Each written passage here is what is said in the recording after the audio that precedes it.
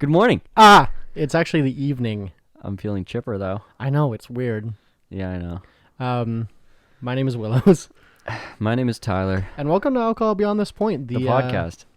Podcast where we debate business topics, both sober and drunk. Bitch about politics. Yeah, just like the ancient Persians used to do in their parliament.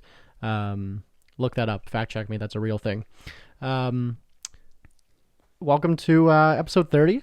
If you're watching the YouTube, the video version of this podcast on youtube.com/votewillows, you'll see we have a new table. We only have a new table because I was describing it like, so it's from my office. We got new furniture for the office, and then I take the furniture from the office and take it to my house.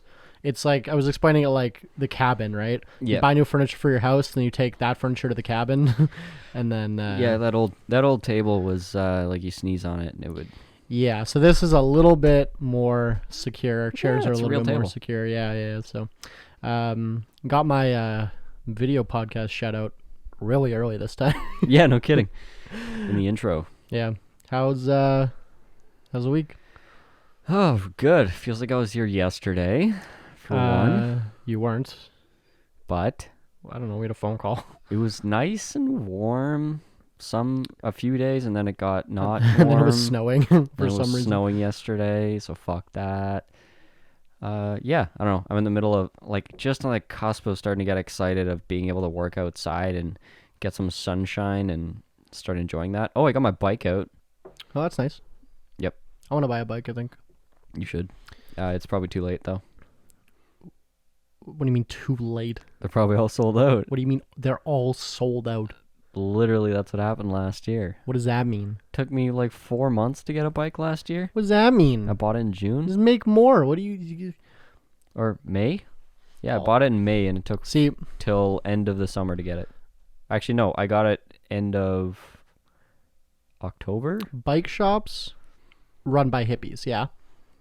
Yep. I think there's probably a correlation between hippies and owners of bike shops. Hippies, bad capitalists. No, right? They literally just ran out of bikes. Following my chain of logic here, bad capitalist hippies equal supply chain issues, equal small surge in demand, run out of fucking bicycles. No, it was literally they did not make enough bikes in China. I don't know about that.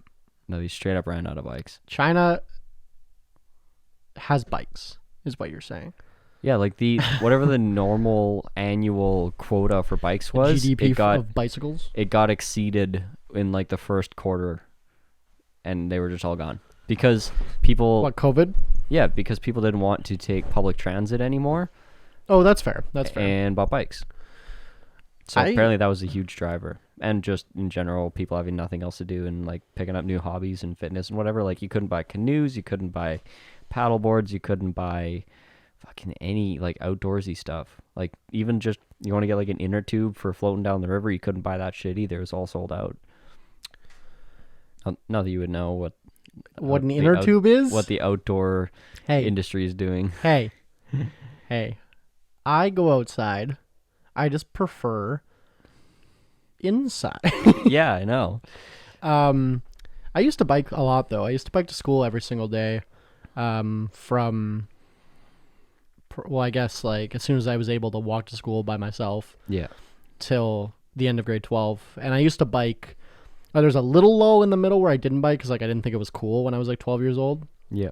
But then I got to high school. I'm like, why the fuck do I care? It's cuts. I could just sleep in for 30 more minutes. Yeah. But I used to bike all through the winter as well, minus 50. There's pictures of me I think you've seen with if I remember, I'll put it on the screen with ski goggles, fur hat, bandana, you can't see anything. And I used to ride a bike with the handlebars would fall off, so I'd carry Allen keys with me and big backpack, and I'd wipe out all the time on the ice. And sounds like fun. Yeah, and I was 30 pounds lighter, so I wonder if there's a I wasn't only 30. Hey. I almost ruined my entire basketball season doing that, falling down, biking on the ice. You would play basketball. Oh, that was awful. We're also sipping some Johnny Walker Black. Johnny Walker Black. That's the whole story. Yep. It's pretty good. It's not too bad. It's like mid-range Scotch, right? Yep. Scotch or Irish? Where are they from? Scotch. Scotch. This is mid-range Scotch, yeah. Not too bad, though. Not too bad. So tell us about the... you've been freaking out about this Hadron Collider. Oh. I don't know as much. I don't know that much about it because the articles that I've read are very brief and they don't get super into the science. It's probably because no one gives a shit. Because no one understands. I was going to say it's like a breach of national security. Yeah. Yeah, no, there's a new particle. Fuck, I can't remember the name right now. It's like some quasi-particle. I don't know, whatever they're calling it. But it apparently is challenging the known laws of physics, which is pretty fun. Yeah, so for those people who don't know, one of these colliders or whatever is exactly what it sounds like. They smash particles together at like light speed, just to see what happens, essentially. To break them apart, deconstruct them, and generate and destroy energy, basically. Yeah, and like like the top end of the periodic table, like the 110s, like the 110 through like 118. If you like look at those, they're like, oh, we can currently make it exist for 0.2 of a second, like because like it happens when you start smashing shit together and cutting open the space-time continuum. Yeah, this new particle I think was discovered in they smashed two particles together, and it was, I think the way they described it is kind of like how sparks fly off of like an impact, so they lasted for like a few microseconds, but they were able to measure and recreate it. But it's challenging like the building blocks of matter, like how atoms are constructed. I skimmed the article. I feel like scientists make discoveries like this shit all the time, don't they? No, it's a steady march. I mean, stuff with like the Large Hadron Collider, I don't think they make, it's nothing there is, I guess, like huge leaps and bounds, because once you discover something, you got to figure out like what does it mean. So it's kind of like where they're just, I guess, literally throwing shit together, see what happens. These people literally have unlimited grants to just like figure out science, like go. Theoretical physics. It's beyond my realm of so long story short, but we're no longer going to be aging, and I'm going to another planet. Would you take like a non-aging pill? Oh fuck yeah. Yeah? Oh yeah. I think I would too. Yeah, like a god drug. What are we talking, like immortality, or are we talking like okay, like you don't age from like 25 but you still die at like 100, or are we talking like you live to 5,000? If you turn off the aging, you just don't die. What's the problem? I know the problem with not aging is what the fuck happens to our population as soon as people aren't aging? Very vigorous birth control. I don't know. Well, because if no one dies, maybe a little bit of genocide. I don't know. I think it's like what, 60 million people die a day or something like that. Like, it's not enough. Okay, no, but like I'm saying, but if none of those people died, well, people would still die of all the murder and car accidents and shit. Yeah, so America would be gone in like a month and a half from mass shootings. That's fair. Because what is it, like 29 or 31 mass shootings so far this year? There's been 2 this week that were pretty well publicized. Well, there's 29. I think 29 prior to that have not been well publicized. Great. And it's March. Well, it's because they opened schools again. Well, I saw a tweet that was like people were like, "This is fucking science fiction." Like this elementary school teacher is like, "I want to keep my door and my windows open to my classroom to ventilate better for the deadly pathogen, the pandemic. But if I have the door open, I'm leaving myself more vulnerable to a mass shooter." Yeah. And people were retweeting it, and they're like, "This is fucking a science fiction novel." Like, I wish. I can't protect against my mass shooter because there's a deadly like pandemic happening, like trying to get me. It's kind of insane, honestly. Like, it is, absolutely. America, I'll say it again, mightier empires have fallen. I've said it 100 times. Like everyone's screaming gun control. But they do every shooting, right? Well, no, they don't do for every shooting. Like for like Biden passed like a major gun reform. I think it was in '94. That but increased like that was Clinton. background checks. Clinton. Like, it was under Clinton, but he was like the chair of the Judiciary Committee, and he's the one that like made it up and pushed it through. Because I know like Clinton passed like an assault weapons ban. Yeah, no, that was actually like Biden under Clinton's presidency. And it was like a 10-year ban that Congress had the option to extend, but they let it lapse in 2004. Yeah, sunset clause. Yeah, and then mass shootings went way up again. Yeah, which is great for everyone because like that. I don't know how long the Democrats had been holding the House, but basically it had been probably more than 10 years, 16 years. I don't know. Anyways, they lost basically their grip on Congress because of this bill. So they've been like scared to approach it ever since. Americans like their fucking guns, man. Yeah, absolutely. And the NRA is a pretty powerful organization. Like, yeah. I think there's virtually zero chance of any meaningful gun reform happening from either side of the aisle. The problem is it's in their constitution, right? Well, no, it's not. It's not about disarming the people. It's about like creating any kind of hurdle to buying assault weapons. Saw a tweet today that was, you know what? I understand. It's a slippery slope if we make licenses for guns, because when we made licenses for cars, fucking 10 years before cars were outlawed? Yeah, exactly. And then everyone's like, wait. Yeah. Like, I think Canada does a decent job of it. I mean, it's obviously a lot of guns are banned, but you could just literally pick and choose like a couple of the obvious assault rifles and make those hard to get. Not impossible, but like hard to get. And there's a bunch of loopholes, like the gun show loopholes and stuff that could be closed. Yeah, because in Canada, you can pretty much get any firearm you want. There are ones that are specifically banned by name. Yeah, like certain like muzzle velocities, firing rates. And then there's a list of like 400 that are banned by name. Like you can't have it's like AK-47, like you can't have. But Canada, aside from that though, you can have fully automatic weapons, you can get handguns, like all that, but you have to take a test. The test is pretty in-depth. Yeah. And then they do a pretty, I didn't even know this because I've never owned a firearm legally. But our friend Mitchell was telling me they like call your ex-girlfriend. Yeah, and that's just for your basic pal, like for your hunt, to own a long gun. Yeah, and he was saying like call your ex-girlfriend. Well, and he was saying even to renew it, not even get it the first. It's an annual background check. Background check. They're like, he's like, yeah, I haven't gone to renew my pal because I don't want them to call my new ex, and or maybe it might not be annual, but it's at least comes up every so often. Yeah, which is interesting. Forced renewal, forced requalification. Yeah, and I didn't even know that. Which just makes sense because you could have been stable when you got it, and now you're unfucking stable. This is what we should do for fucking driver's licenses as well. After 65, every 5 years you got to fucking retake the test. Yeah, no, 100%. I think I've kind of flip-flopped on gun control. I mentioned this, I think, a couple podcasts ago, but I never, we got off topic as we often do. I used to be very, very pro gun control, and now I think I'm less so. Yeah, I think maybe it's just that I don't trust the government as much as I used to.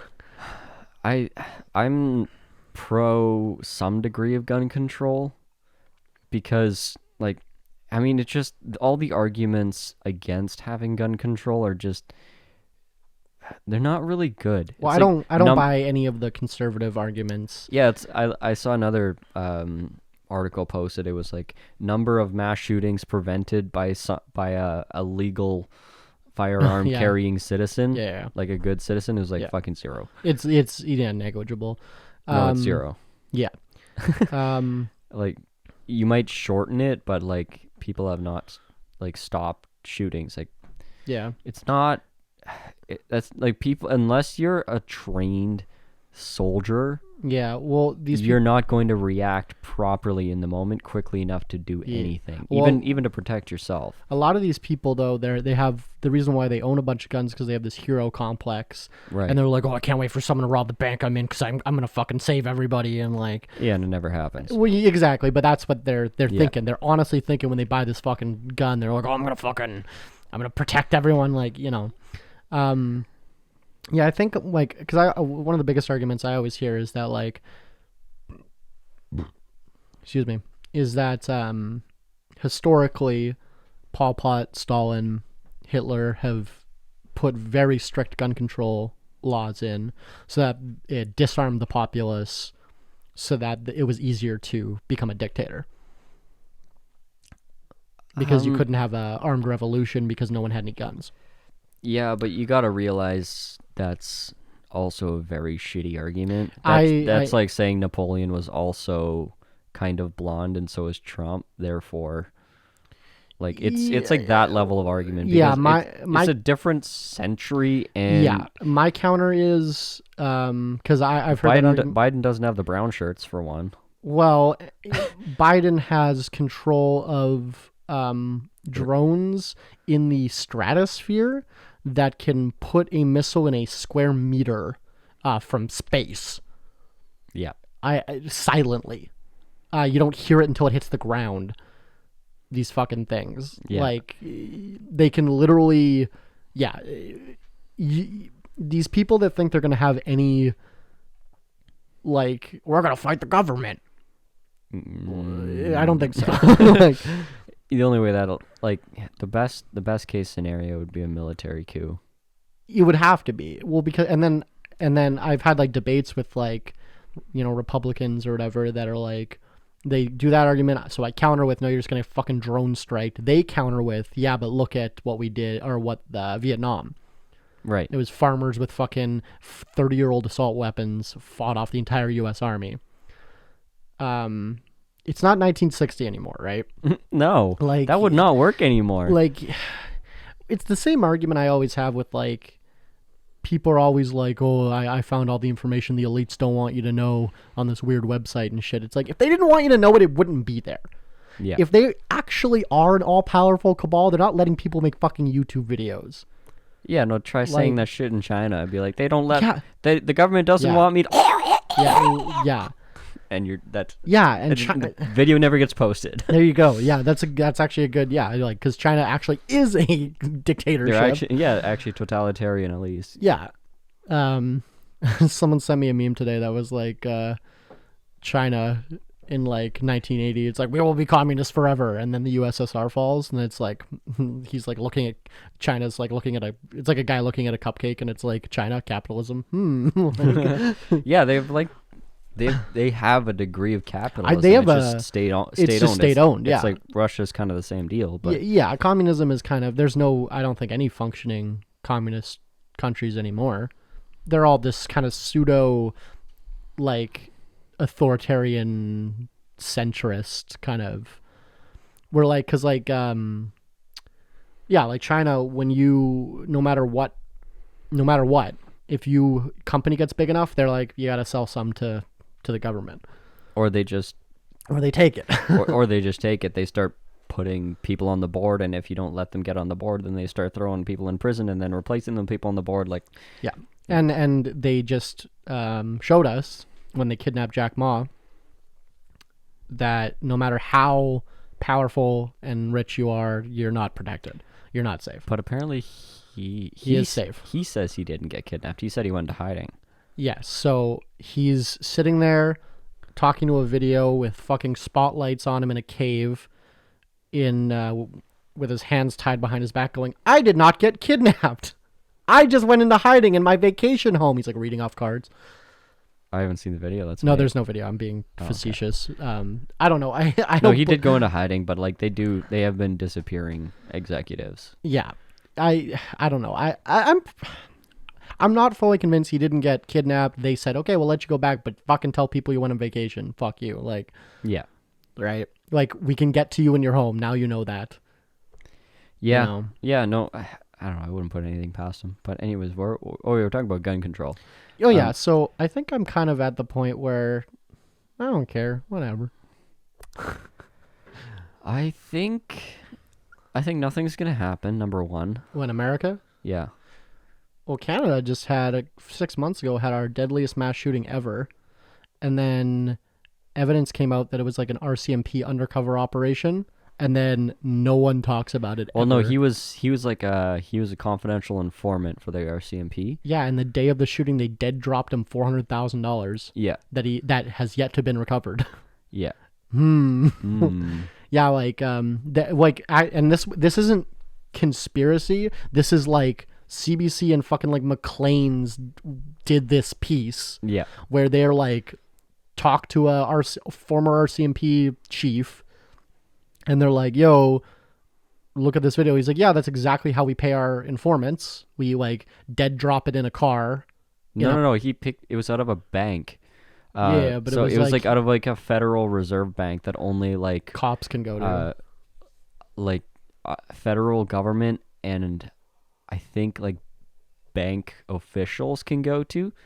So if you're the government or if you're a bank, you can use. Yeah, this well, bank. and this guy's like a firefighter, right, or something. He was like, or yeah, I don't remember exactly, but yeah, he used this bank that citizens can't use Well, and pulled out $400,000 from, which is how the RCMP pulls out money. Yeah, and yeah, he has a salary of nothing. Like, yeah, very sketchy, and he had a fake cop car, but he did do that on his own. He did have a fake cop car, yeah, and then he just drove around shooting people and then burning their houses down to like throw off authorities, and killed like 15 people or something, and then killed himself. No, I think didn't they take him alive? See, the fact that we don't even know. Yeah, I don't know. It was a while ago. Yeah, like not that long ago. Like people are dead. But then like McLean's puts out some big article that's like, oh yeah, this was a fucking government conspiracy, and then I haven't heard anything about it since. Yeah. Fucking wild. like yeah, that gets hushed pretty quick though. I mean, I'm so far away from caring. Every week I just go farther into like, man, they can get away with anything. Why do I even give a shit? Like when I heard about the second mass shooting, I'm like, it's not a gun control issue. You have an extremism issue. You have a political polarity issue. You have like the first guy was an incel, the second guy was a Syrian. Like, yeah, the second guy or the first guy, was an incel that killed like 9 Asian women. And a white guy. Whatever. But I don't think 2 white guys, I think. I don't know. But either way, he was an incel.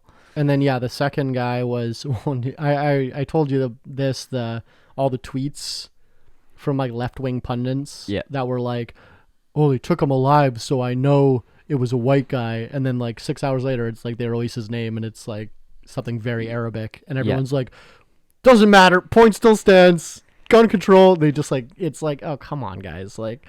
Yeah, we obviously there's no thought yet as to what the motive, or there's no statement yet as to what the motive is. Yeah. As of today, but like these mass shootings, by and large, most of them happen from white supremacist or white supremacist adjacent groups because they're the most militant and active, and it's a part. I've done like a real deep dive on their. What do you call it? Like, I guess their fucking religion that they are all centered around these books. These, ironically, most of them are fiction books about Mein Kampf. No, the Bible. No.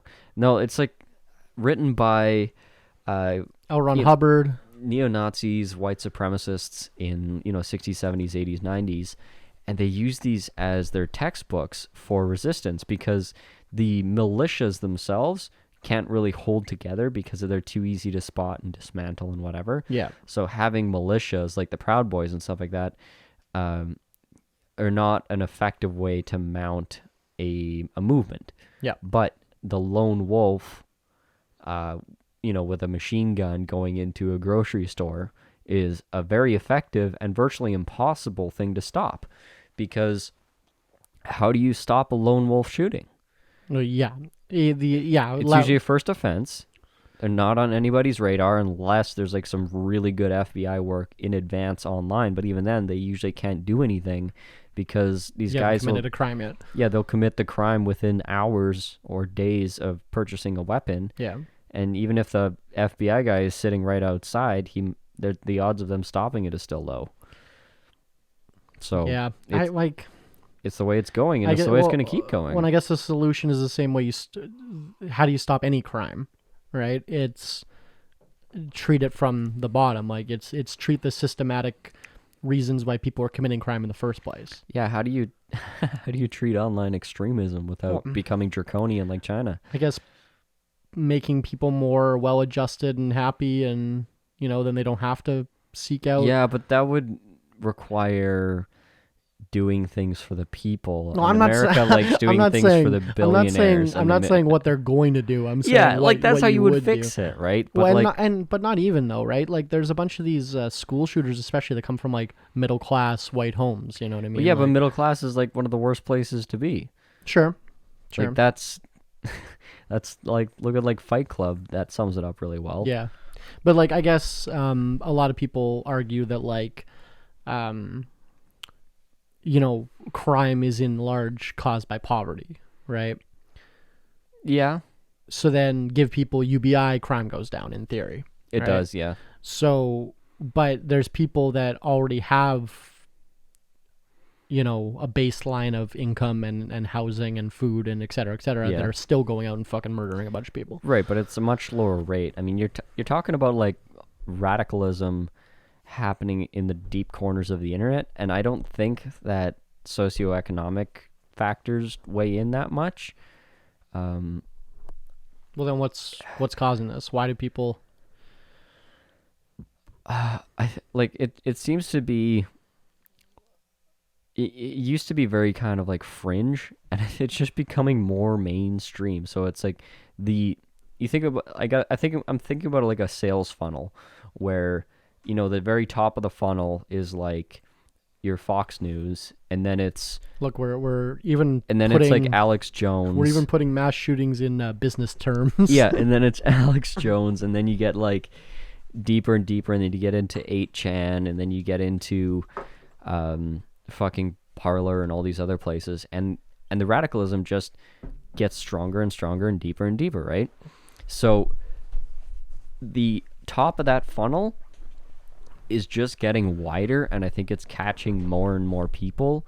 Like I think it's in a lot of it's just in society in general, and it's definitely been ingrained in American culture. Like for the last fucking 60 years, this has been like a slow, mad march towards the edge.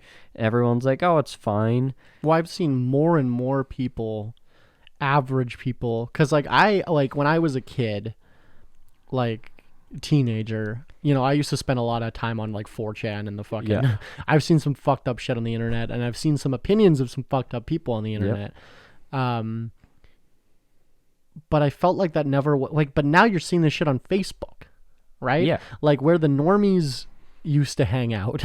Yeah, now it's it's getting more mainstream, which means the dark corners just must be getting worse. Yeah, because when boomers can be radicalized that easily, like by fucking, you know what I mean? Like when Tucker Carlson starts here's the funny thing, like people on the right will like anti-Russia, right? Yeah. And just this last week, like what Fox News has been spending, like everyone else is talking about gun control, Fox News is talking about like Dr. Seuss and Mr. Potato Head and cancel culture. Yeah. Like that's what they're fixated on, and like just mark my words, the next election will be lost on the message of cancel culture. And like get one fucking boomer to explain to you what cancel culture is. Number one, what it is, and number two, anyone they know that's been affected by it. Yeah. But and like getting kicked off of Facebook doesn't count, because that's not a real world implication. No, not really. Not unless your livelihood comes from Facebook and you got deplatformed. In which case, you probably deserve it. Yeah. But like the headlines that Fox has been running in the last 7 days, started with Russian disinformation campaigns on Facebook, and that's been backtraced and released and published by what is it, like the FBI or the NSA that does these disclosures? CIA, I don't know, one of those. But they're like, oh yeah, hey, by the way, this thing you're seeing, these articles, this has been traced back to this Russian disinformation campaign. Like, we know where this come from. It's been fact checked. It's false. Like, don't believe this. Who fact checks the fact checkers though? And everyone. That's the point of fact checking. Is they post the facts and then you can vet it yourself. Yeah, but what about alternative facts? Alternative facts is then you go to Fox News and all the headlines of the last fucking 7 days that Tucker Carlson says like is the gospel truth. These things originate from Russian disinformation campaigns, and those take precedent over 23 people getting shot in 6 days. It's fucking amazing, honestly. I'm so inspired by what Putin is doing to America. Like, yeah, they lost the big war, or the little war, I should say. They're winning right now. They lost the little war, but they're going to win the big war. Yeah. I think 100%, because everything that needs to be done to dismantle a place like America is currently working. Yeah. Well, our friend JL said that storming the Capitol is what historians are going to talk about as this beginning of the fall of the American Empire. Yeah, the beginning of the end, yeah. Yeah. And it's just going to go down from there. I'm looking forward to it. Me Cheers too. to that. Cheers to that. I'm never going to get elected to any kind of office. I am, just like Trump. Oh, and that's the other issue right now is fucking Biden's aides getting fired for marijuana use. Oh, Biden has AIDS? Lots of them, yeah. Oh my God. White House staffers, and like I'm listening to like a super partisan left podcast, like Last Podcast on the Left, and Pod Save the World, and these guys, they used to work with Biden and in Obama's administration, and they're just going off. They're like, I can name like 15 people in Obama's administration under Biden as well that all said like yes to the marijuana question before they got their security clearance, and they all got cleared. So why did he fire them? Because they don't know. Because like the argument is it's for top secret security clearance. Like if you have something in your past or in your life that smoke could marijuana and tell someone the password. Exactly. Like that's the argument. But they're like, you can go home and get fucking smashed on red wine. It's fine. Yeah, but drinking alcohol is way more likely to get you to spill state secrets. And you know how many? It's actually like that's how Australia found out about Trump's campaign digging up Hillary's emails. Was one of his fucking campaign managers got drunk in a bar and just spouted off his mouth to a couple of Australian reporters. Yeah, you know when I'm doing like a bank heist. Yeah. And I'm like gathering information, right? Yeah. I don't hang out in the dispensary, right? Follow someone home. I hang out at the pub. Yeah. Because fucking people get loose-lipped when they fucking... Yeah, 100%. And there's a sign in my bar that says, loose lips sink ships. Shut your fucking mouth. And Biden is a right-wing president. 100%. And I don't know, do you think the left, I want to get off talking about politics, but my last question, do you think the American left is going to realize by the end of this 4 years that he is not actually a left-leaning president? Oh, absolutely. Are you sure? Yeah. Because they still think Obama was a left-leaning president. I think the people on the centrists think he was a left-leaning. The progressive left people... Oh, the progressive left has been very vocal that they didn't like Biden to begin with. Yeah, been very disenfranchised. And I think he'll lose the support of the far left. They're like, but if the alternative is Trump, he'll probably still get the support. And Bernie Sanders is probably going to be dead by then. They'll all be dead, hopefully. With any luck. With any luck. But then we just get fucking... AOC, yeah. Versus... Paul Ryan? Like, I don't know. No, what's his name? Pretty boy with the brown hair. Fuck, what's his name? Josh Hawley. Oh, I don't know. Yeah, he's like him or Ted Cruz. Like, yeah, Ted Cruz versus AOC. Fuck, can you imagine Ted Cruz being in charge of America? Like, I live in Canada and I'm going to leave. Like, if Ted Cruz becomes president. That's what people said about Trump and nothing ever happened, so. No, just like on principle, he's gross and it's too close. It's too close by.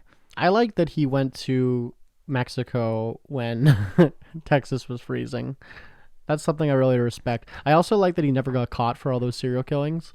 Yeah. Because he is the Zodiac killer. Allegedly. Don't sue me, Ted.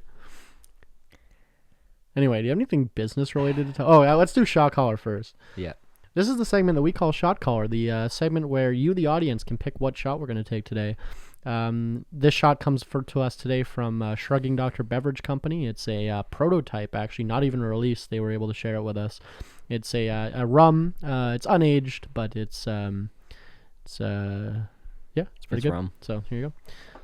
And thank you, Shrugging Doctor, for sponsoring this episode. Yeah, I better crack a can so I don't have to chase rum with Scotch. Scotch. God, I did that last time. I almost puked. So, anything, I know COVID's kind of, we're just treading water, but anything new going on with business? I know you were, Speak for yourself. Yeah, okay, well, okay, then tell me. Yeah, so I have been overly friendly on social media, reaching out to key competitors in my local market here that I want to emulate, and just literally DMing people, being like, hey, can I come on your job site and learn from you? Because none of the companies, or not many companies right now, are doing product training, whatever, to learn about new products to install to whatever advance, move on, and get better at my craft. Because there's no formal training courses besides whatever you find on the internet. In the tile industry. Yeah, in the tile industry. So, anyways, one of them actually panned out, and Buddy said no initially, and was like, "What? Why?" Yeah. It was very. Off. I'd be.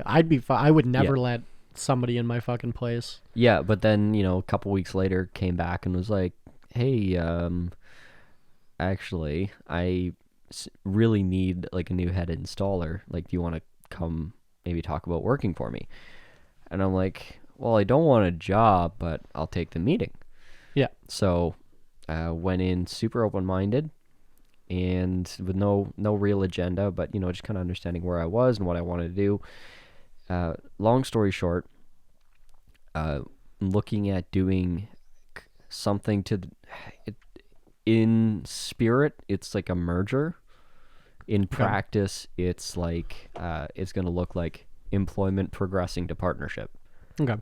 When you give a key player in your company equity for staying power and whatever. So which is, I would say, for time spent and rolling in assets, because I do have equipment, a good amount of assets. I got a vehicle. I've got $10,000 of equipment, and I would just say caveat there. Yeah, I I think that's a good practical piece of advice for people that are trying to get into owning a business but don't have startup capital. Yeah.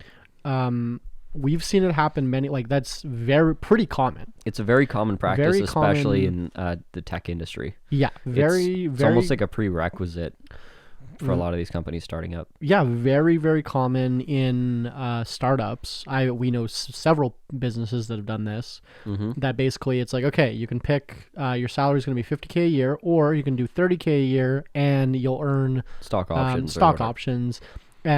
And big companies do stock options all the time because you have 500 million shares, so giving a couple every so often isn't bad.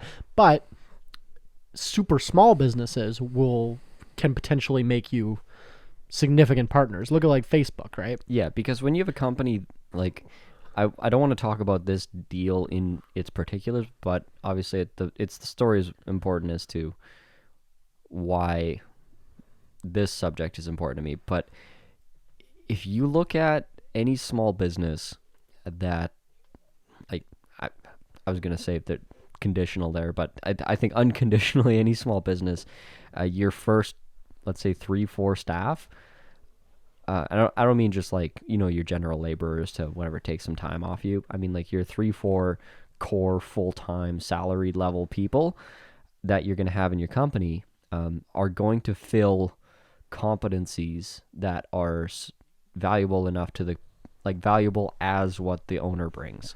Those first 4 people. Yeah. But in a lot of, in terms of daily delivery of value to customer. Yeah, I would agree with that, but I would also just put in a note that without the leadership of the founder, that energy wouldn't go anywhere near as far. Well, I'm not saying like you're making the point exactly where I was going to go is most business owners or most founders can't or have a very hard time separating their contributions from the kind of like from the esoteric and from their ego and from like the spirit of what they bring to the table versus what do you physically bring every single day. Like the actual division of responsibilities and contributions is a lot more equal than a lot of business owners are willing to admit. Well, like for instance, I'll make the example of my own business. Yeah. Is that I send my employees to like, you know, a big event, a night market where they are selling wine. Yeah. Right? And they'll sell $2,000 worth of wine in a few hours. I was sitting at home jerking off during those hours. Yeah. So who brought more value to the business in that day, right? Right. So that, but that's obviously an extreme example. But I set up the event. I got the licenses.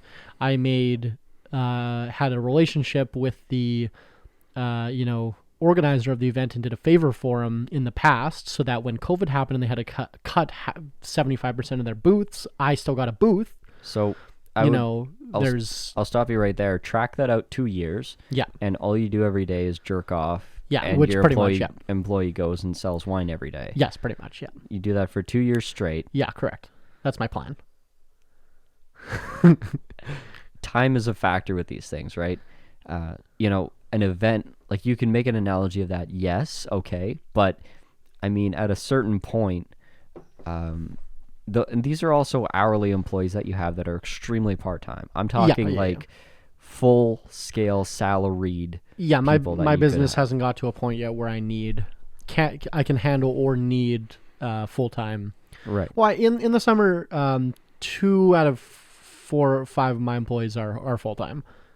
Like they're doing 40-hour weeks. But seasonal full-time doesn't count. See, agreed. But I'm just not there yet, right? But my point is, with a small business, though, when you do get to those people, I mean, if you're actually growing your business, there's a lot of small businesses out there that, you have a couple of full-time employees, their basic level of competencies, maybe you have a small store and then you have like a full-time cashier. Yeah, I was going to say, you have someone stocking shelves. Obviously this analogy isn't perfect across businesses, but I mean like in businesses that are growing, we'll use the quote-unquote startup idea of like, you're growing. You're making a tech company, you're fucking 1,000% every year. Yeah, you're growing more than 100% every year over year. Yeah. So you're going to have people in that business, if you're lucky, that are going to bring to the company some skill set, some bit of magic, either connections or whatever it may be, that is going to accelerate your progression. And if they stay for long enough, these certain people can become indispensable not only to the end product and to the bottom line, but also to the culture and to the leadership. Because when that person becomes a part of the leadership and becomes an effective and essential part of kind of holding everything together, then at a certain point you got to do something to keep those people around, which is why a lot of like co-founders and C-suite people get these massive offers with equity and stock options, whatever. When it gets to a even higher level and you have like a board, whatever, then you have, CEOs with stock options that can be quickly bought and sold and traded, but that's like whatever, level 4, level 5. Yeah, what we know the best and what we usually talk about is small business. We're trying to relate to under 10 employees, like that kind of business. Yeah, under 10 employees, under 10 million. That's what it is, small business in Canada, I think. I don't know. It's around there. Just saying that off my ass. I think it is around there. Yeah, I believe it. I think it's technically small business is actually under 500 employees. Yeah, which is fucking ridiculous when you think about it. Yeah. 500 employees is like, yeah, like that's big. That's huge. Like, but because when you think about it, like Facebook has like 20,000 employees. Yeah. Like, that's not that much more. Like, you know what I mean? Like, Yeah, but also like I used to work for a construction company that was at about like 650 employees. yeah. So Yeah. Yeah, I don't know. It is what it is. Like, but then you also have to think about construction company needs a lot more employees than a tech company does. yeah, typically. Typically, right? Because you need more, like, how many users, can one programmer support versus how many houses can one contractor build? Yeah, right? but is it a SaaS product? Is it a product? Like, Dude, I don't know. what, I'm just, like, what, yeah, I'm not, like I don't know. Bold, I'm not speaking specifics. Bold Commerce here in Winnipeg is like 400 employees. Yeah, and yeah, it is what it is. Like, But that's a company that has, I think, 5 founders. But then there's companies, 5 or 6 co-founders and owners. But then there's companies like tech companies that have 2 people and do like $100 million a year. Right. So right, like I used kind of the analogy of like, especially construction industry, you kind of get 2 different types of guys. You get either the dictator who retains 100% ownership of his company. Me. And basically is able to keep everyone in line, but also be able to berate them and, get their ego down low enough that they don't think that they're at your level. Like, it's a lot of like abusive boyfriend vibes at that level where you gotta berate the shit out of your leaders, get them so they can run their crews, but not enough that they feel like they're actually able to run the business on their own, because as soon as they feel like they can run the business on their own, they fucking will, and they'll go start their own business. In the construction industry specifically. Yes, in the construction industry because well, correct me if I'm wrong, most of these construction people like own their own tools, right? Yeah, typically you have to. Yeah, so you just need clients, right? If you have your own fucking tools and a skill set, right? You just need client, right? So, but like, if my employees wanted to go start a competing winery, yeah, not as easy, right? No. I'm gonna talk like construction industry specific, like the different types of personalities you need to have to grow. At a certain point, and not very far, like basically when you get to the point of now you need to split crews, where you got to be in 2 places. I was gonna say where you can't be there every day. Yeah, where you got to be in 2 places at once. I think as an owner, you could probably be at up to 3 to 5 places at once. I mean, obviously some guys have just really big job sites, so you can just have one place and grow. But even still, that's a very, very high level entry, very, very high cost of capital to get into that stuff. But for most people, small business, most construction guys, they're working in partnerships. And I've even seen some of the best guys I know that make quite a bit of money. It was 2 brothers in a partnership, and they just joined up with another company. So now they're split 4 ways in a bigger company, because they found hiring to be so difficult to find competent people that could be managers and leaders that didn't have to be babysat and actually would take away from the profitability and the quality in the brand. Like, those people at a certain level, they can't just be hired.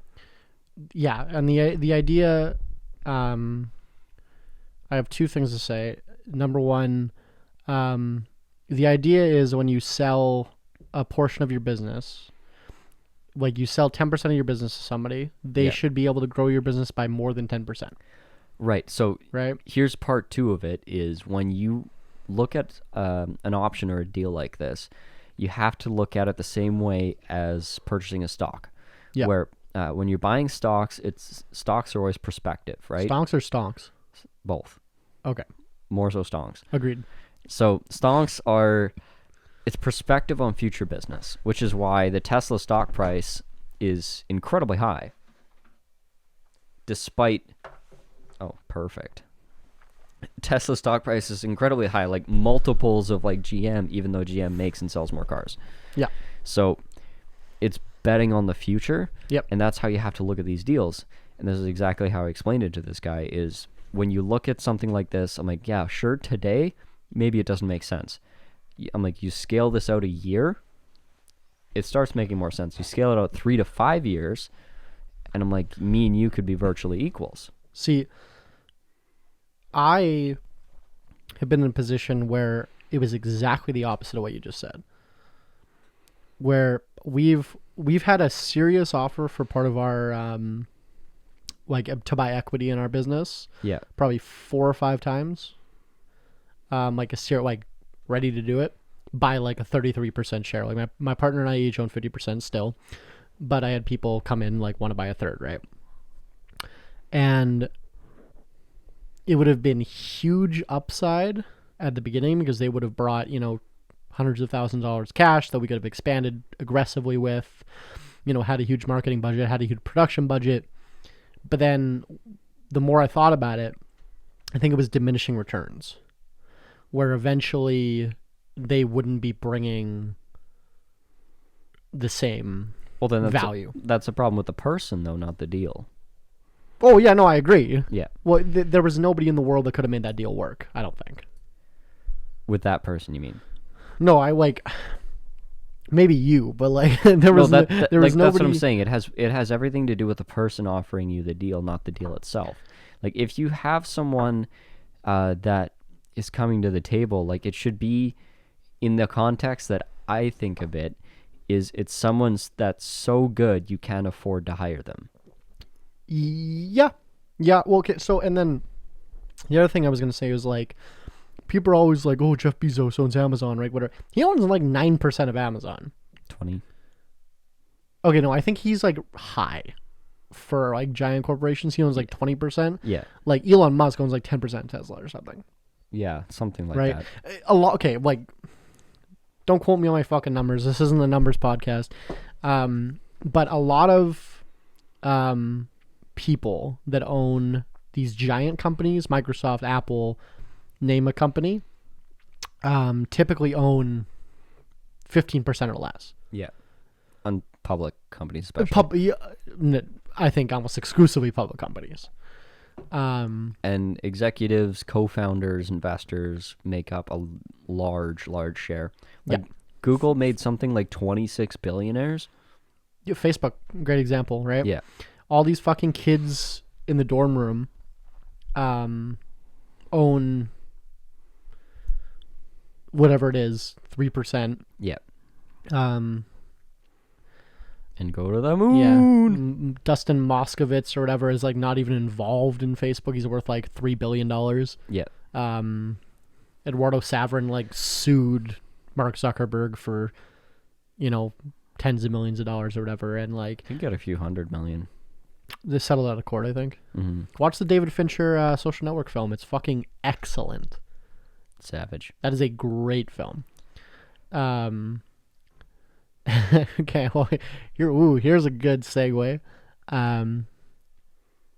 Winklevoss, the Winklevoss twins, the guys that claim they invented Facebook, and Zuckerberg zucked them. Yep. Have we talked about NFTs on this podcast before? I don't think so. Okay, let's talk about NFTs. You familiar? Yeah.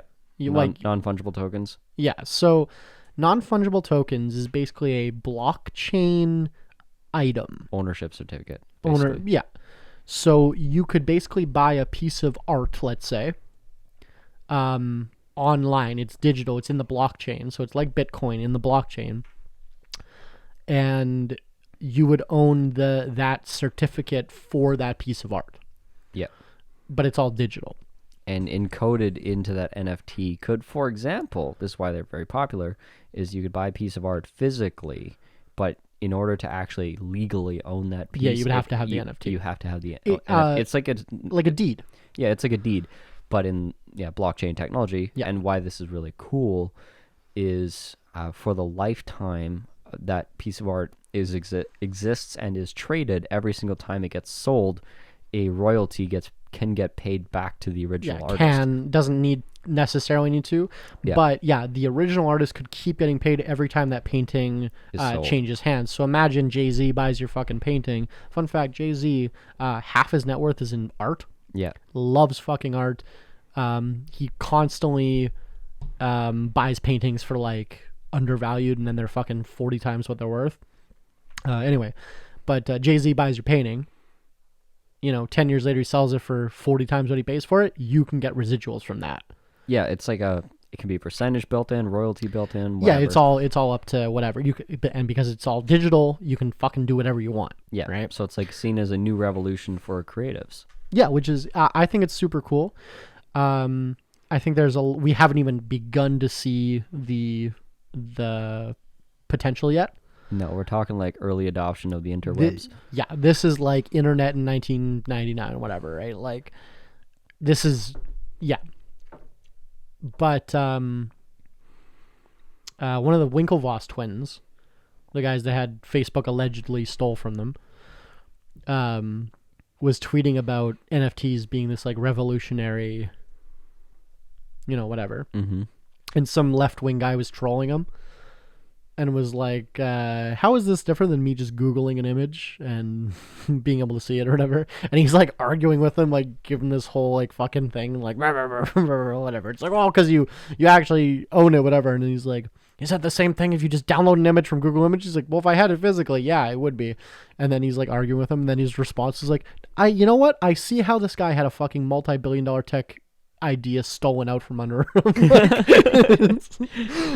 Successful troll. Just a roast, yeah. But I like the idea. I know there's a lot of I don't want to say left leaning skeptics, but there's a lot of skeptics that are concerned about the environmental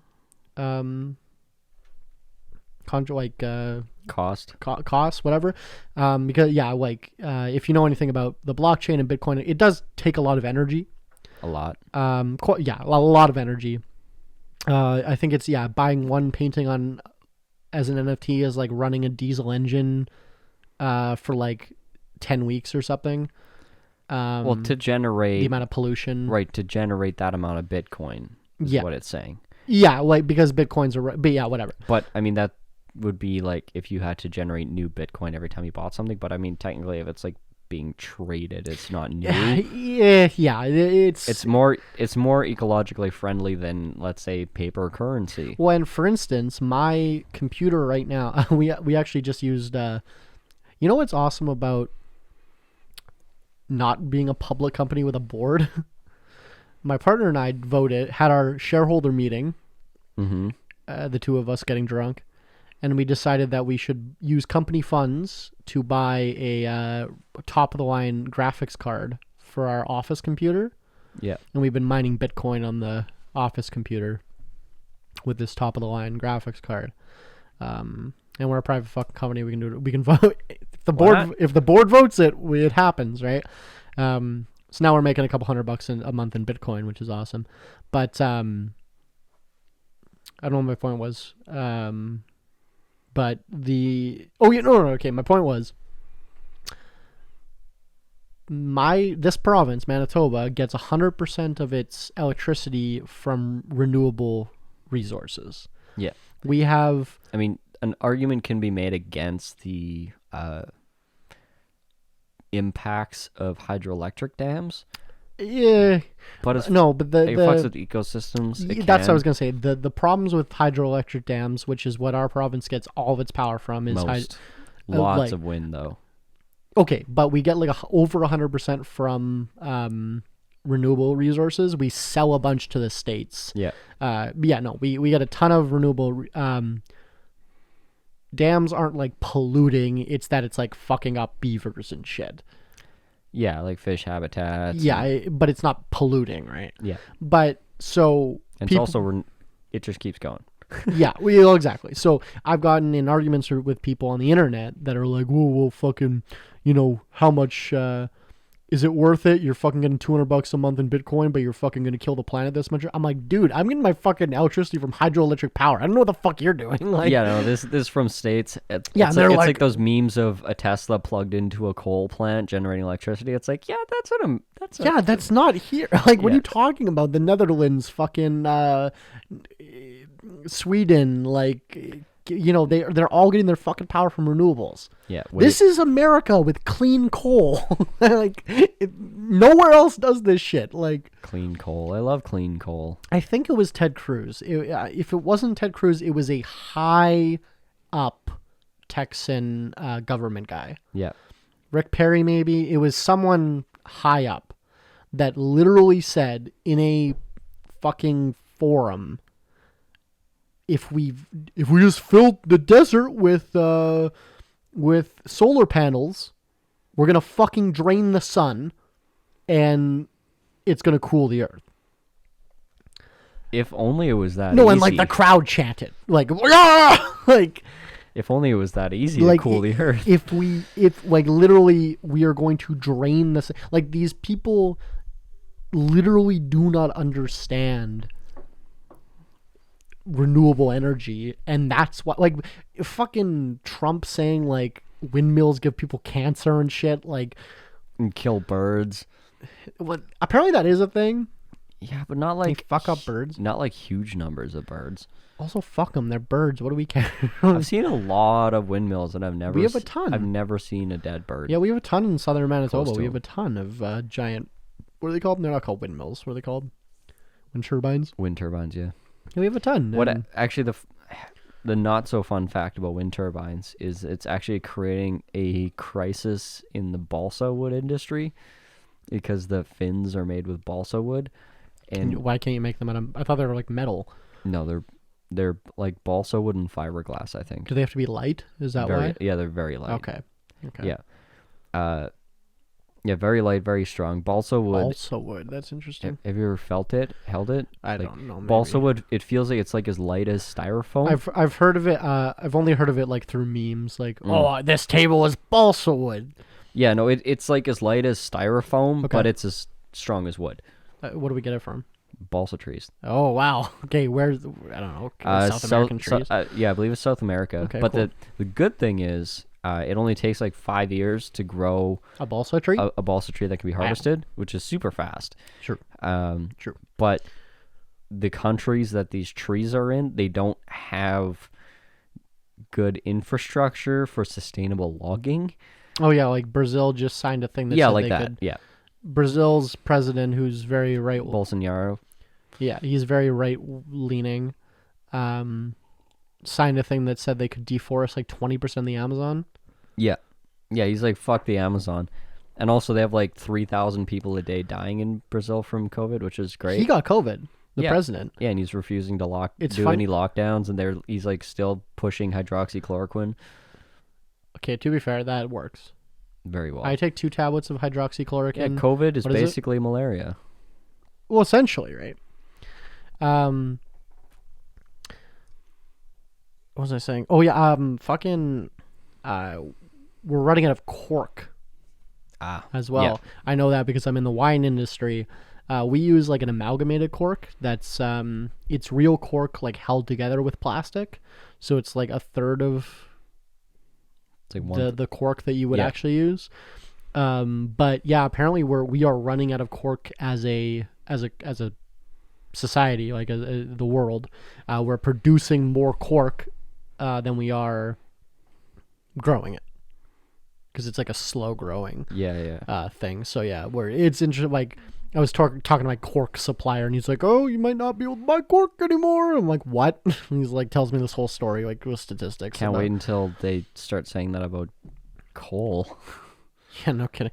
I I don't think the plant's gonna run out of coal realistically, but really, what like we're running out of fucking oil. like what if it's lithium or cobalt? Like Yeah. some of these, like, I guess to be fair, there are deposits enough that within our lifetimes are not gonna run out. But, Yeah. Okay, but but when? Yeah, but we're running out of oil. Well, U.S. was I don't know if we talked about this on the podcast, but Trump was actually talking about purchasing Greenland. What? Yeah, like just Greenland? as a straight up real estate deal. The country? Yeah, He's gonna buy a country? Yeah. Can you do that? yeah, You can? sure.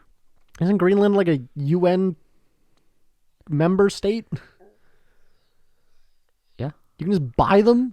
yeah. No, you can absolutely buy it. Like countries are corporations at the end of the day. Guess? I believe, like, I might be fucking this up, but I'm pretty sure it was Greenland. No, actually, Because, and basically, long story short, is they're part of, they're sustained and supported by another European country. don't they have a bunch of like geysers and shit? Like, what do you call it? Like with air coming from the ground. What is that called? The geyser. No, geothermal. They have a bunch of like geothermal vents and shit, right? Oh. They would generate power for, I think. Anyways, I'm really fucking up the geopolitics on this, but long story short, they have massive deposits of precious minerals that are very integral to manufacturing batteries and electric cars. Okay, lithium, right? Yeah, and currently we're getting all that shit from like China and Fun fact, places that we are in very good relationships with. America gets a ton of it from Afghanistan. Which I've heard people argue that's the reason why they're still occupying Afghanistan, is because probably. I've seen videos, and I probably saw them on fucking InfoWars or something. I take this with a grain of salt, but I've seen videos. Apparently, America occupied this like mountainous region of Afghanistan that Al Qaeda wasn't operating in. Yeah. But they're like, oh yeah, Al Qaeda's here, and Afghan government's like, no, they're not. No, they totally are. And then like someone filmed the video, like a secret video of like fucking trucks coming from the mountains, like just going out, whatever. And then they investigate it, and it's like, oh, this is a secret lithium mine. And they're just strip mining this fucking mountain, under the guy, and the military's protecting them. Yeah. Just like you fucking Google right now American soldier poppy, and you see these fucking US soldiers with fucking machine guns guarding poppy fields so the US can produce heroin, because that's where heroin comes from, is the plant poppies. You get opium, you pick opium, you fucking melt it down, you get heroin.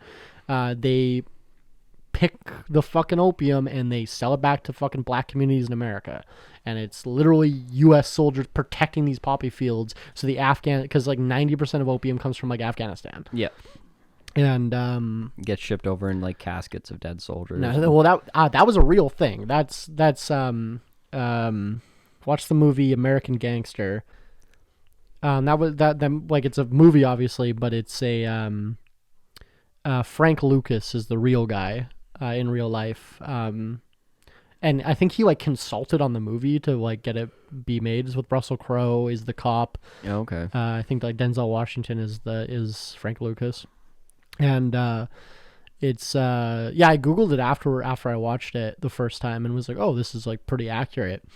He was this just black gangster in New York, and took over the opium trade basically, and like moved all his brothers down up from like Georgia or whatever to help him sell opium. And there's a scene in the movie which I love. I don't know if this actually happened, but because his opium was called Blue Magic, that's what he called it. Okay. Because it was like the purest opium. And why he was able to get it was that his friend was in Vietnam for the war and met this like opium farmer in Vietnam. And he's like, yeah, I want to sell my fucking opium in the States, but I can't get it there.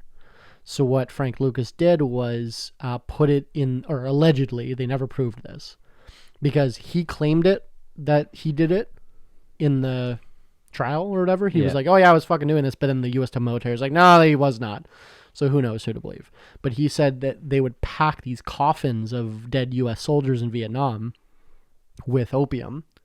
And who the fuck is searching dead U.S. coffins? Like, yeah, basically, it doesn't even... this was actually in Tom Clancy novel too. It doesn't actually get processed by the military when it gets back, because I don't think the military has coroners. Okay. So it gets processed by a coroner that's not active duty military. So yeah, so he had this whole... If you can switch it in the casket, it can be pulled out by somebody that could be paid off. Yeah, so he had this whole... One, he was paying off the military to do it on both sides, right? And this... so there's this great scene in the movie where he's this blue magic, whatever. And so he you sell it to sub dealers, right?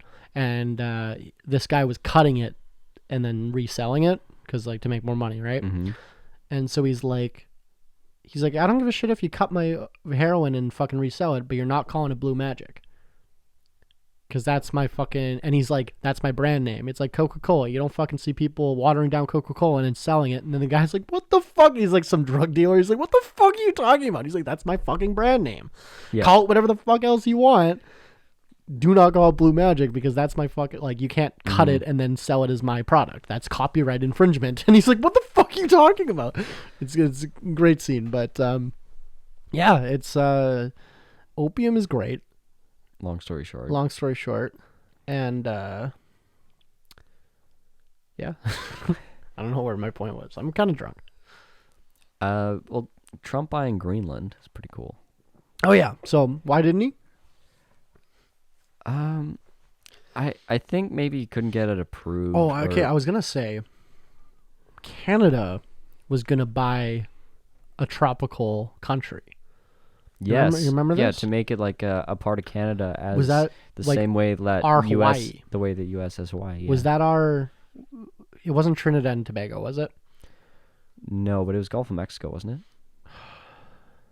I wish I remembered. Or but South America. Man, that would be so sweet if Canada had a yeah, Hawaii. So they were in serious talks to buy a Caribbean island and make it our 11th province.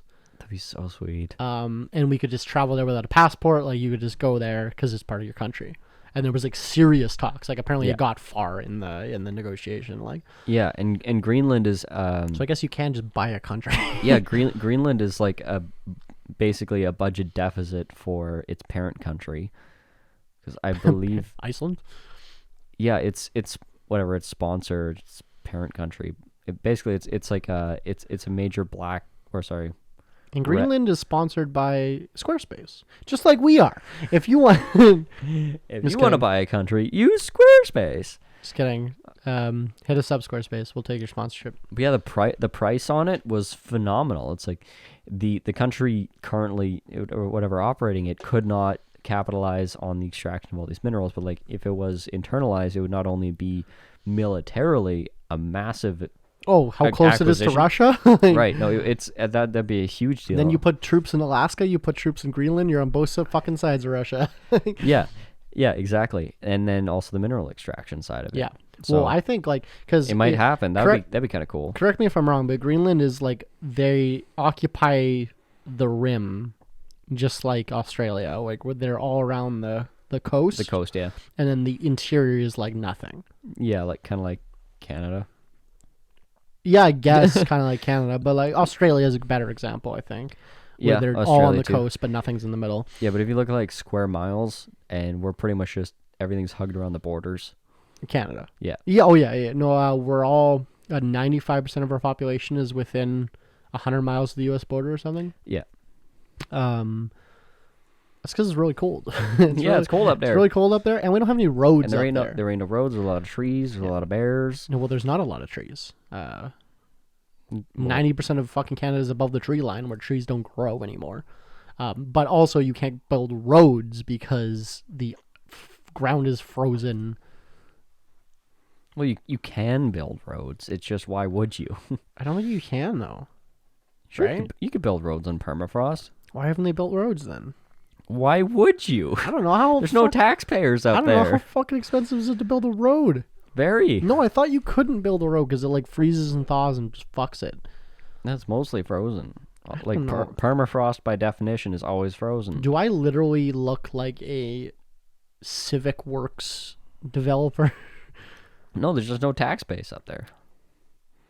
Well, yeah, because most of that land up there is reserves. Yeah, and they the don't pay distance tax. between reserves and the highways is so massive that it just is more effective. Actually, our friend works for the company that is primarily in charge of getting supplies up there. Yeah. And they just send it by barge. Barge or plane, yeah. Yeah, barge or plane or ice road. There was an actual thing that the Manitoba government considered. They were going to purchase a blimp and blimp stuff from Winnipeg to Churchill I wish we had a Zeppelin. That'd be so cool. Blimps and Zeppelins are different. I want both. I think Zeppelin, because rigid air something, rigid air, it's not permissible. Rigid air, I don't know, whatever, is different than, like, because one is like just a balloon, and then the other is like a frame.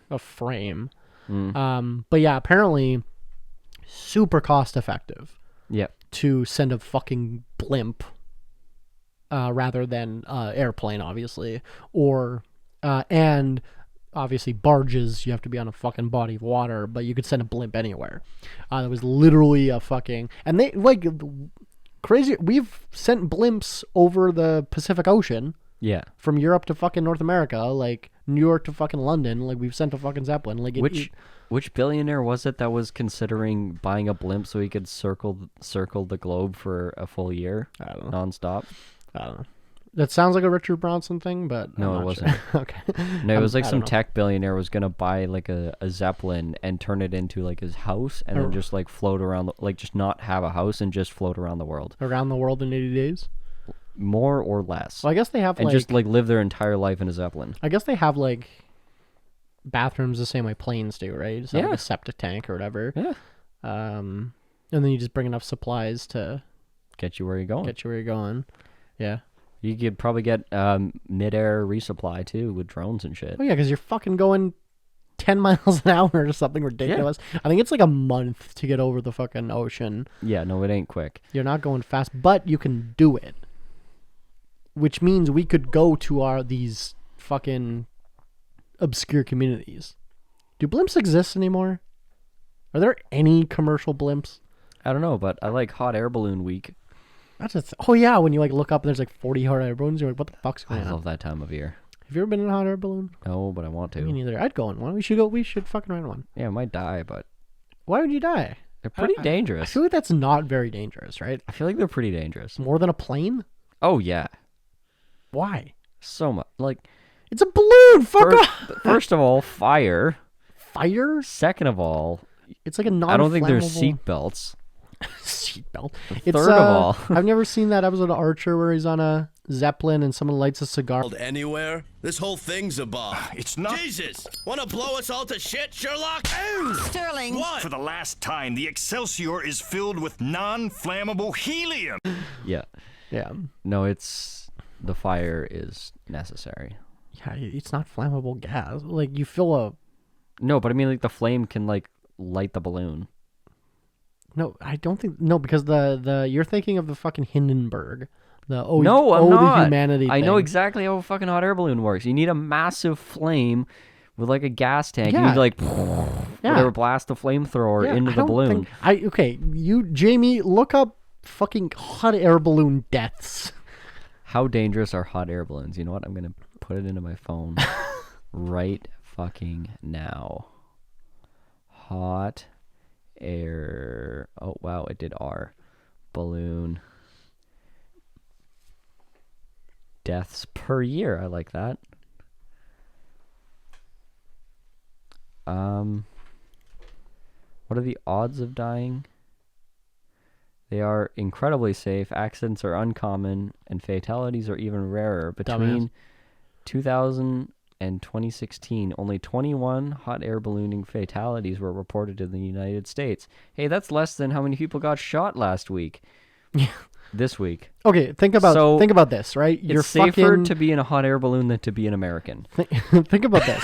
Your hot air balloon fucks up, right? You fucking, it's like, now you fall back to Earth. It's like a parachute. It just zerps down back to Earth. I mean, if the balloon's still inflated. Dude, I think fire on your hot air balloon, I think you are... I don't know. To be fair, I think they used to be really sketch, but they're probably much better. I don't know why you're suddenly scared of hot air balloons. I feel like if you just catch a bad breeze... I feel like that's not a thing. People wouldn't go in it if it was like that dangerous. Bad breeze. You might end up in the Hudson's Bay instead of Transcona. I don't think that's how that works. Could be. Okay, I'm going to buy a hot air balloon. Down. Like the Remax balloon. There's Yeah. a real estate company here. Remax, are they? That's not just here, bro. That everywhere. No, they're Remax- Canadian. Are they American though? Yes. Apparently, like 70% of our audience is American. So. 90% of Remax is American. Is it? Okay. Yeah. So Remax has balloons. I guess everyone Everywhere. knows. Okay, everyone knows that. It's a universal thing. Everyone knows Okay, Remax balloons. everyone knows Remax balloons. All right, sorry. It's like on their logo. I don't fucking know. What do I look like? A fucking Realtor. realtor? What's so funny is I asked a realtor if he was a realtor, and he's like, "Yeah, I'm a realtor." Oh, I wanted to punch him. I am a realtor. And he was like, he had been a realtor for like 25 years. He's an old guy. He's been doing it his whole life. He still can't say it properly. Are you just making fun of his accent? Yeah. Oh, so last weekend, I went and did the Parade of Homes in Winnipeg. Congratulations. And that was pretty cool. So I don't know what that is. Parade of Homes is basically just like a week, 3 weeks, I don't know, period of time. You go look at all the new show homes of the year. And it's like a couple different areas of the city. And it's, I guess, kind of like competition. It's like Burger Week, but for houses. Wow. And I guess was looking for inspiration, was looking for, what are the top end homes of the city looking like? What does their tile work look like, style-wise and quality? And I was only impressed by 2 of the houses of probably like the 28 that I saw, and they were both like average home price that I looked at was probably somewhere between like 400 and 600,000. The only 2 that I liked were over 950. I mean, I think that's telling, but yeah, just the bar ain't that high. $1 million at the same time, like it doesn't sound like 980,000 doesn't sound like that much more than like 750. But it is. But holy shit, is there a difference? Well, it does, right? Because 100,000 is a lot smaller than 300,000, right? Like $200,000 is a fucking difference. I'm talking like 750 to 9. No, I get it. Yeah. 750 to 950. Yeah, huge difference.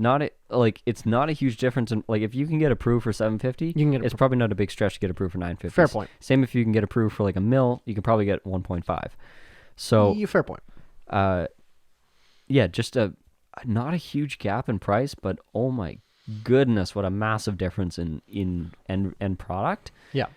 And yeah, it was kind of inspiring because even in like the highest end home that was in like this $1 million home, and I'm like, this is the level of work that I'm doing. Yeah. Which, I mean, fair, I'm doing in like $1.5 million house right now, but don't brag too much over there. for Winnipeg, that's worth bragging about. That's worth fucking bragging about. Oh yeah, that's our top 0.001% of houses. Yeah. Yeah. Well, it's becoming more common. Like there's a neighborhood like in like Birds Hill. Yeah. One of the neighborhoods in Birds Hill, the average home price in the neighborhood is like 890. Yeah, but then you have to live in Birds Hill. I mean, that's pretty good actually. Yeah. There's I'm gonna buy my first house soon. I'm manifesting it. I'm going. Yeah, I think I just signed another year for this place. Starting in April, and it's March the 23rd today. Yeah. So starting April 1st, I got 12 months. I'm manifesting it at the end of that 12 months. I want to purchase a house. What I keep saying is my first 3 houses that I buy are going to be rental properties. Nice. So here's what I was thinking about the other day. When I was a kid, one of my favorite part of playing RPGs, like video games, was like you play like Oblivion or something like that. You can like buy a house, Yeah. and like customize the house, like put a little. It's like, oh, I can buy a bar for the house, so I Yeah. can buy like a little cat, a little thing, and then like, but you wouldn't have enough money to do it all, so you'd have to like go do some quests and get some gold, and then come back and like buy a little new thing for your house, right? I can do that, but in real life. I can like do my bathroom and then save up more money and be like, you know what? I want a fucking new basement, and then do it. I want But then a bar. So I can pretty much, if I buy a house, I can force you to do all the renovations for me. Uh-huh. And that was the end of my sentence. It is really exciting though, to like just think about that being that party life, right? Like it's new, it's fun. It's like the idea of moving out. It's like that level of new and exciting. Yeah, right? which is because like I moved out when I was 18. Yeah. And I was like so ready to get independence. I was on a very bad terms with my parents at the time. They pretty much kicked me. They were basically like, Get the fuck out. they gave me like an ultimatum that was like, get a job, go to college, get the fuck out of here. Yeah. And I'm like, okay. To be fair, you are insufferable. Yeah. Are. Hey. We're on better terms now, my parents and I. But I was so ready to get independence. And now that's the same kind of feeling. I 100% agree with you. It's like, it's a whole new, it's like being a fucking kid again. But you also got to be smart about it. Like, I'm not kidding when I say first 3 houses I own are going to be rentals, because I want to rent where I own rent where I live. I don't want to own where I live until... You're like ready to settle. Yeah, and until it's like, I want to live somewhere that I can't rent. Like, I it's not on the market. It doesn't exist. I want like a custom built dream home.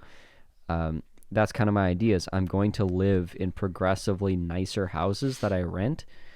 And until I can afford at least around like above the $750,000 range, maybe above $1 million range, well, where I guess... can afford to build or live in. Because anything less than that, like when I went through this parade of homes, I walked through this house and I'm just picking it apart. I'm like, man, I'd be pissed if this was more than $350,000. Yeah. I go and ask the realtor. I'm like, how much? He's like $495.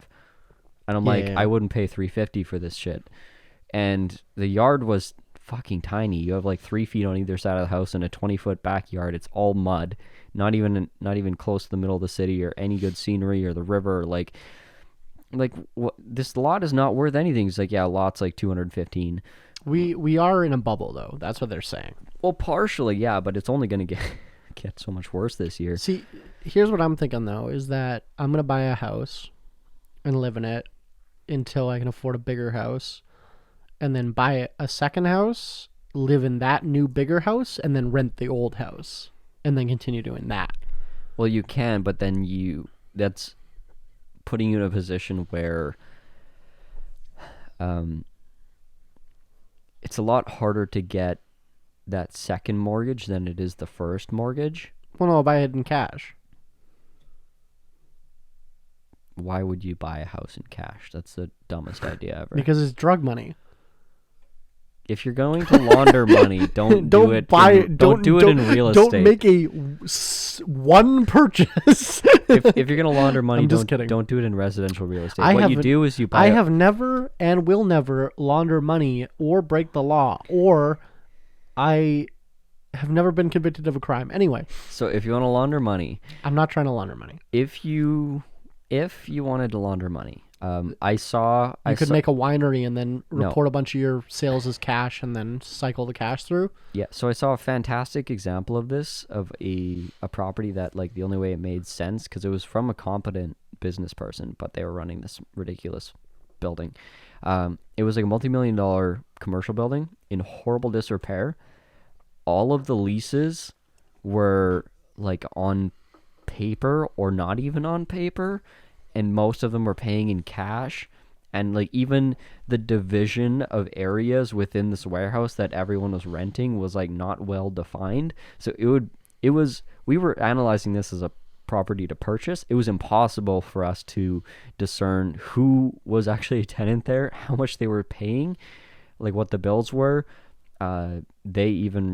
They refused to allow us to do any background checks or disclosure searches on the property. In Canada, you have to get permission for that. And at the end of it, we're like, this is a money laundering operation. Like, that's the only way that this makes sense, because why else would this guy who owns 500,000 square feet of commercial real estate in Winnipeg be running a building that's running a deficit like this and be putting nothing in? Like, why? There's no explanation for how poorly it was being run, except for the fact that it was being used to launder either money or was just being used as like a tax write-off or something.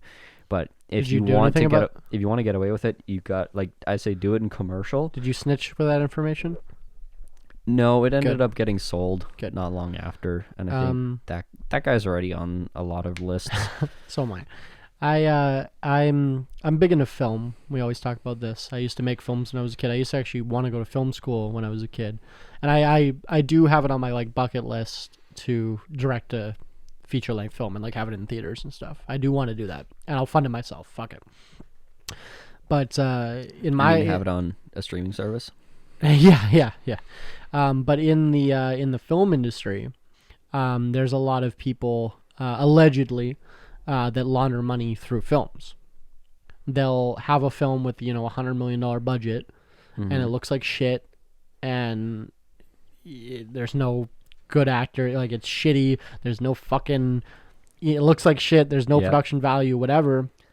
But it's like, yep, spent $100 million on it, whatever. We spent $10 million on the backgrounds. We spent fucking, and then the money's gone. Yeah. Right. And I've researched into a bunch of things that are like, oh, these are like legitimate money laundering operations, because it's impossible to verify, right? Like talent and fucking all that shit is so subjective. It's not illegal to run a business poorly. Yeah, I always say that too. But then also, film specifically, the film industry is propped up by a lot of governments. You get a lot of government grants. Yeah. For making films and stuff, so the money gets like mixed in, and it's like impossible to tell. There's a great Red Letter Media video about this on YouTube. I don't know what exactly review it was from, but Google like Red Letter Media Adam Sandler money laundering, and because Adam Sandler, he does the one for me, one for them, right? Okay. Which is I make one movie for money, and then I make one movie that I care about. Right. And Adam Sandler, because like Uncut Gems, one of the best fucking movies. I think the best movie of that year. Yeah, that was phenomenal. One of the best movies of the fucking decade. Phenomenal fucking film. Safdie brothers are fucking phenomenal. And then, tangent, Safdie brothers' other fucking film, Good Time, was Robert Pattinson, who I had only known from Twilight. I'm like, oh, he's a shitty actor too. Fucking phenomenal film. Should have won an Oscar. Uncut Gems, same fucking thing with Adam Sandler. I'm like, holy shit. Okay, Safdie brothers, shout out. But anyway, Adam Sandler does a fucking ton of movies, like Grown Ups 2 and fucking all this shit. Jack and Jill, where he plays his own sister and shit, that are garbage. Yeah. Just horrible. Like I haven't even tried, but I've like seen like clips, like YMS or like Red Letter Media, like people do videos on them. They're just fucking awful. But they always take place in like the Caribbean or Mexico or something. Right. And they're all with Adam Sandler's friends, like Kevin James and all the fucking SNL people, right? So what he does is, or allegedly, I'm not making any accusations, is we're going to make this movie. All me and my friends are going to get a fucking all expenses paid vacation to the Caribbean with our families for 6 months. Yeah. We're all going to get paid $15 million. And we fucking phone it in. We get in the fucking front of the camera for a day, and then we spend 6 months producing, like whatever. And it's just garbage, but we get paid $15 million cash. The movie takes them $500,000 to get produced. They fucking put it out, it flops, but no one gives a shit. And everyone just, the production company moves the money to the actors' pockets, and whatever, their talent, whatever, they get paid. Well, they self-produce a lot of these movies. Yeah, and that's the problem, is there's no oversight. And so they get investors. They take this money. They fucking they're laundering money through these allegedly. I don't know. That's more like defrauding investment. No. But the investment group that's investing is actually owned by them secretly. Right. So they're like taking illegal money and then paying it to themselves legitimately. I don't know. Allegedly. Where's the legal money come from? You don't think if you don't think Adam Sandler owns like a drug cartel? That would be hilarious. It's called like Happy Madison shrooms. Yeah, I was gonna say like Happy Madison is actually actually a cartel like Los Pollos Hermanos. It's and, a front. and he is actually the guy from Uncut Gems. Like that's his real. That's the closest it is to his real personality. That's him. Just in real Adam, life. be yourself. Yeah. Yeah. He has to try really hard to not be this idiot, Yeah, or to be an idiot. Yeah. That's why he's over the top, is because he's actually a criminal mastermind. But yeah. That's brilliant. That's funny. But yeah, no. Apparently, it happens a lot in the film industry. That well, it's actually been. I guess in several movies and shows, but organized crime loves to put their dirty money into movies and get clean profits back. Google. It's in The Sopranos, actually. Google Beyond Last Season. It's a film. They film it in like a soundstage in like a gym. You can like see the fucking outlines of the background where it doesn't hit the ceiling quite. Like it's literally there's no mics, there's no fucking anything. Cost them like tens of millions of dollars to make. Allegedly. Yeah, it's a fucking money laundering scheme. Beyond Last Season. Look up Ralph the Movie Maker's video on that on YouTube. So if you want to learn how to launder money, just hit us up. Dude. Oh, fuck.